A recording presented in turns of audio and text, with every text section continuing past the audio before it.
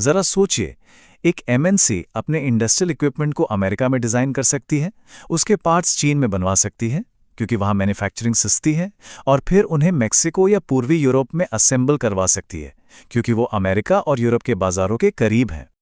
और इस पूरी ग्लोबल पहेली का आखिरी टुकड़ा, कस्टमर सर्विस, ये भारत जैसे देशों से दी जाती है जहां पढ़े लिखे अंग्रेजी बोलने वाले नौजवान मौजूद हैं। पता है,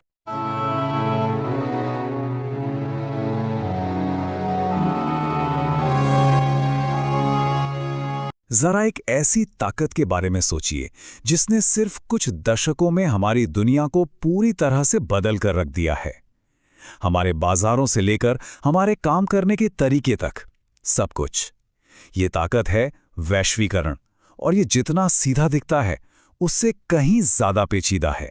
याद है वो जमाना जब सड़कों पर या तो एम्बेसडर दिखती थी या फिएट, बस हमारे पास विकल्प बहुत ही सीमित थे।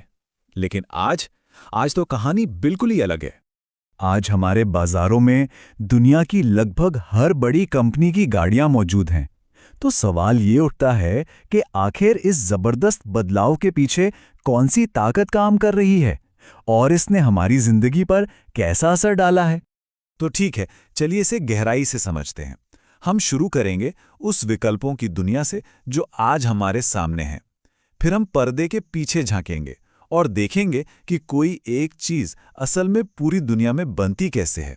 हम ये भी जानेंगे कि इस पूरी प्रक्रिया को मुमकिन क्या चीज बनाती है, और हाँ, इसके फायदे कैसे हुए और नुकसान किसे, इस पर भी नजर डालेंगे। और आखिर में हम बात करेंगे एक निष्पक्ष दुनिया के लिए चल रहे संघर्ष। चलिए सबसे पहले इस बदलाव को एक ग्राहक की नज़र से देखते हैं। आखिरकार बाजार में जाकर नई नई चीज़ें देखना, यही तो वैश्वीकरण का वो चेहरा है जिसे हम सबसे आसानी से पहचानते हैं। ये बदलाव बहुत बहुत तेज़ी से हुआ है। सिर्फ 2 दशकों के अंदर हमारे बाजार पूरी तरह से बदल गए हैं। चाहे वो कार हो, मोबाइल फ़ोन हो या फिर डिब्बाबंद फ्रूट जूस, आज हमारे पास अनगिनत विकल्प मौजूद हैं। ये वैश्वीकरण का सबसे सीधा असर है जिसे हम और आप रोज महसूस करते हैं। तो ये सारे उत्पाद आते कहाँ से हैं और इन्हें बनाता कौन है? इस बदलाव का असली इंजन है मल्टीनेशनल कॉरपोरेशंस, या जिन्हें हम शॉर्ट में एमएनसीज कहते हैं। अगर सीधी साधी भाषा में कहें तो एमएनसी एक ऐसी कंपनी है जो पूरी दुनिया को अपना कारखाना समझती है।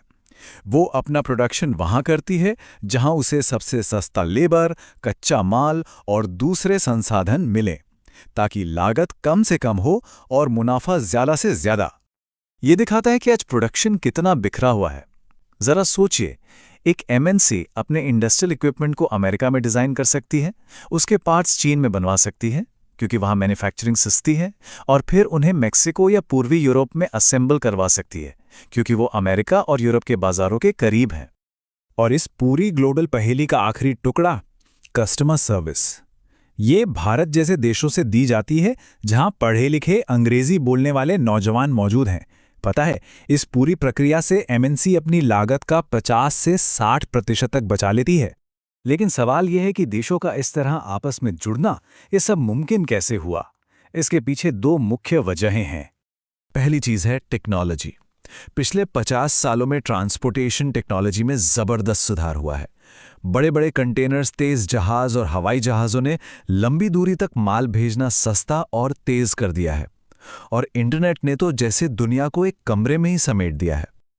और दूसरी चाबी है लिबरलाइजेशन या उदारीकरण की नीतियां, जहां सरकारें विदेशी व्यापार और निवेश पर लगे प्रतिबंधों को हटाकर विदेशी कंपनियों के लिए अपने दरवाजे खोल देती हैं। चलिए, इन व्यापार अवरोधकों को हटाने का असर क्या होता है, इसे एक उदाहरण से समझते हैं। एक समय था जब भारतीय खिलौना बाजार में पूरी तरह से देसी खिलौनों का दबदबा था। और फिर चीन से खिलौनों का इंपोर्ट शुरू हुआ। चीनी खिलौने सस्ते थे और उनके डिजाइन एकदम नए थे। नतीजा, 1 साल के अंदर अंदर 70 से 80% खिलौनों की दुकानों पर भारतीय खिलौनों की जगह चीनी खिलौनों ने ले ली। भारतीय खिलौना बनाने वालों को जबरदस्त नुकसान हुआ। ये दिखाता है कि बाजार खोलने का असर कितना तेज और कितना नाटकीय हो सकता है। और यहीं पर हम इस सिक्के के दूसरे पहलू पर आते हैं, देखिए, वैश्वीकरण का असर सब पर एक जैसा बिल्कुल नहीं पड़ा है। इसके कुछ विजेता हैं तो कुछ पराजित भी। तो पहले बात करते हैं विजेताओं की। खासकर शहरी इलाकों में रहने वाले संपन्न ग्राहकों को बहुत फायदा हुआ। उन्हें बेहतर क्वालिटी के प्रोडक्ट्स मिले, चॉइस बहुत बढ़ गई और कीमतें भी कम हो गईं। साथ ही कुछ बड़ी भारतीय कंपनियां भी इस मौके का फायदा उठाकर खुद एमएनसीज बन गईं। लेकिन ये कहानी का सिर्फ एक पहलू है। कई छोटे उत्पादकों और मजदूरों के लिए ये एक बहुत बड़ी चुनौती बनकर सामने आया। रवि की कहानी को ही ले लीजिए, जो कैपेसिटर बनाते थे। जब सरकार ने 2001 में आयात पर से पाबंदी हटाई तो उनके जो मेन ग्राहक थे यानी टीवी कंपनियां, वो सस्ते इंपोर्टेड कैपेसिटर खरीदने लगी। नतीजा ये हुआ कि रवि का उत्पादन आधे से भी कम हो गया और उन्हें अपने कई कारीगरों को निकालना पड़ा। उनके जैसे न जाने कितने छोटे उत्पादकों को अपनी फैक्ट्रियां बंद करनी पड़ी। और इसका असर सिर्फ मालिकों पर ही नहीं बल्कि मजदूरों पर भी बहुत गहरा पड़ा। कंपटीशन बढ़ने की वजह से कंपनियां अपनी लागत कम करने के लिए लेबर कानूनों में लचीलापन ढूंढने लगी। इसका सीधा मतलब था कि पक्की नौकरियों की जगह अस्थायी यानी टेम्परेरी नौकरियां आने लगी। ये कहानी है सुशीला की, जो एक गारमेंट फैक्ट्री में काम करती थी। पहले उनकी नौकरी पक्की थी, उन्हें हेल्थ इंश्योरेंस और दूसरे फायदे मिलते थे। लेकिन फैक्ट्री बंद होने के बाद उन्हें एक अस्थायी नौकरी मिली जहां उनकी तनख्वाह आधी से भी कम थी और कोई जॉब सिक्योरिटी नहीं थी। ये वैश्वीकरण का एक कड़वा सच है। तो यहाँ सबसे बड़ा सवाल उठता है, क्या वैश्वीकरण को और ज्यादा निष्पक्ष और ज्यादा फेयर बनाया जा सकता है? क्या कोई ऐसा सिस्टम बन सकता है जो सबके लिए काम करे? यहीं पर वर्ल्ड ट्रेड ऑर्गेनाइजेशन यानी WTO जैसी संस्थाओं की भूमिका आती है। कहने को तो इसका मकसद सभी देशों के लिए अंतर्राष्ट्रीय व्यापार को आसान बनाना है, लेकिन हकीकत में ये देखा गया है कि इसके नियम अक्सर अमीर और विकसित देशों के पक्ष में झुके होते हैं। उन्होंने तो गलत तरीके से व्यापारिक रुकावटें बनाए रखी हैं, जबकि विकासशील देशों पर उन्हें हटाने के लिए लगातार दबाव डाला गया है। इसका एक क्लासिक उदाहरण है खेतीबाड़ी।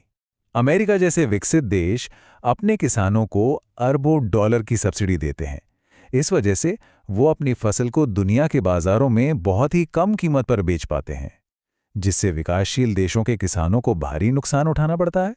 तो असली मुद्दा ये है, जब एक तरफ के खिलाड़ी नियमों का पालन करें और दूसरी तरफ के न करें, तो क्या उस खेल को निष्पक्ष कहा जा सकता है? यही सवाल आज वैश्विक व्यापार की बहस के केंद्र में है। लेकिन वैश्वीकरण का भविष्य पत्थर की लकीर नहीं है। पिछले कुछ सालों में दुनिया भर में लोगों और संगठनों ने निष्पक्ष नियमों के लिए जोरदार आवाज उठाई है। उन्होंने दिखाया है कि एक बेहतर और ज्यादा न्यायपूर्ण ग्लोबल सिस्टम के लिए संघर्ष करना मुमकिन है। तो सवाल ये नहीं है कि हम वैश्वीकरण को रोकें या नहीं, बल्कि सवाल ये है कि हम इसे किसके फायदे के लिए आकार देते हैं। क्या ये कुछ चुनिंदा लोगों के मुनाफे के लिए होगा या फिर सभी की भलाई के लिए? इसका जवाब हम सब मिलकर ही तय करेंगे।